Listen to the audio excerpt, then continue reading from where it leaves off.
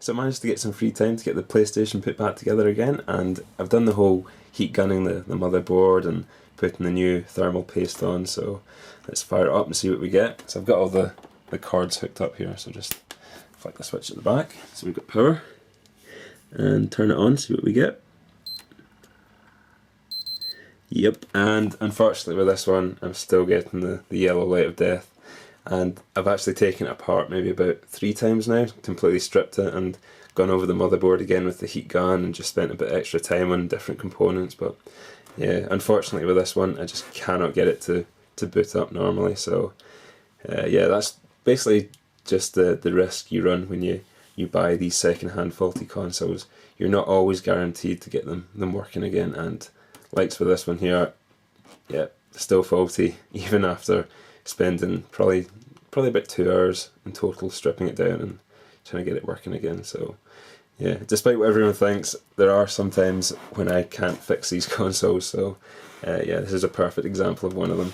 But it's not a complete loss, because I've actually sold this already, and if you remember I paid, I think it was £20, £19.99, and then about £14 postage I paid for this, so £34 overall. And I actually sold this the other night on eBay as spares or repairs for, I think it was about £27, and then £14 postage again.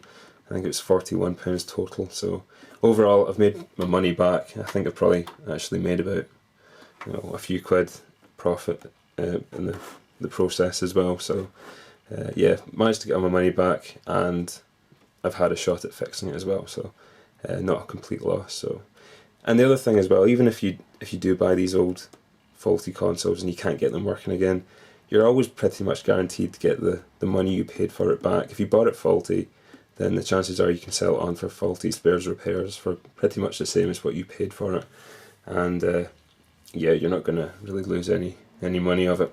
The other thing as well, even if you don't make your money back and you make a small loss, which can sometimes happen as well.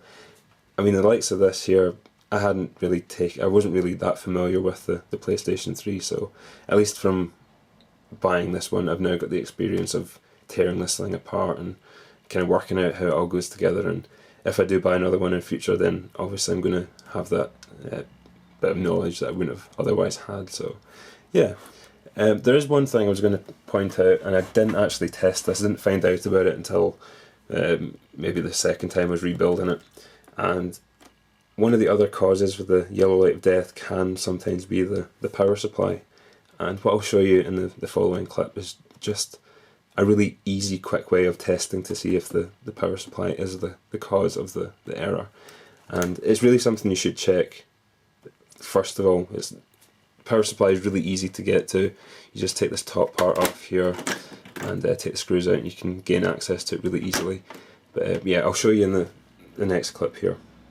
It's a really quick and easy way just to test whether or not your power supply is causing the yellow light of death error is to pop the 2 top sections of your PlayStation 3 off, and that'll expose your Blu-ray drive and your power supply.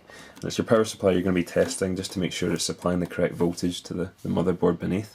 So you go ahead and remove the 4 screws that hold it in place. There's 2 at the front, and then there's 2 at the back as well.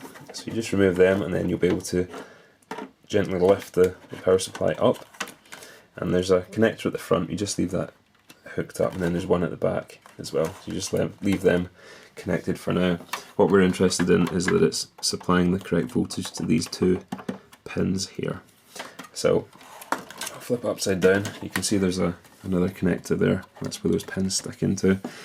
But what you're going to use to test it is a digital multimeter like this thing here, and tons of you are probably already really familiar with these things.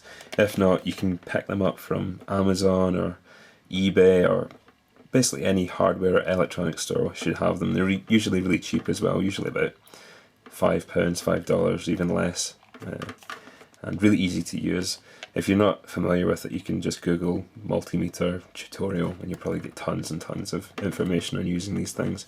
Really handy to have if you're doing any kind of electronic work or fixing like old consoles like this, or doing mods and that kind of thing. But yeah, you've got 2 connectors that come out of it, 2 leads, and you've got the red and the black, positive and negative. So what you're going to do is hook up the positive end here to the power supply. You're just going to stick it in left hand hole here. Just pop it in there, and then you're going to get the black end, the ground, and just pop it into one of the screw holes that you had your power supply connected up to, or screwed into I should say. Make sure it's not touching anything else, it should only just be kind of resting in the hole and nothing else. So next thing to do is turn on the power. Just switch on in the back here, and the red light should come on. And what we're going to be testing is that it's supplying between 11 and 12 volts. It should be 12 volts it's supplying to the motherboard. So you're going to go ahead and select the DC voltage here and set it to 20. And I'll just put that down there for now so you can see it. And what you're going to do is just simply power up the console, and this will flash really quickly to between 11 and 12 volts if the power supply is working properly. So I'll do that now. And there you go, it went up to, I think it was 11.35. I'll do it again though, just to show you. Reset it. 11.96, so that tells me that the power supply is working as it should be, and that's not the cause of the yellow light of death with this particular console. Just switch that off. So yeah, sadly it's not a really easy fix like simply replacing this part, but yeah, now we're going to have to put this thing back together again and get it shipped off to its new owner. But like I say, this is something you should probably test straight away if you do get one of these yellow light of death consoles. It's really easy to get access to the power supply, and it's actually really easy to fix these or replace them if it is the fault.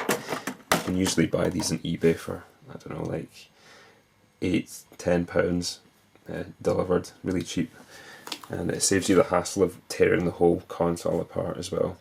But yeah, that's pretty much it for this PlayStation 3. I'm not going to be able to get this working again, so as I say, I've already sold it. It's already going to be shipped off to its new owner. But I've still got the Sega Nomad to fix. I'm just waiting for the parts for that to arrive, and I'm actually really eager to get that fixed. I'm really looking forward to playing the Genesis or Mega Drive games on the go. But yeah, for now I suppose that's all for the PlayStation 3, unless I get another faulty one anytime soon. But as always, thanks for watching, and I'll catch you again soon.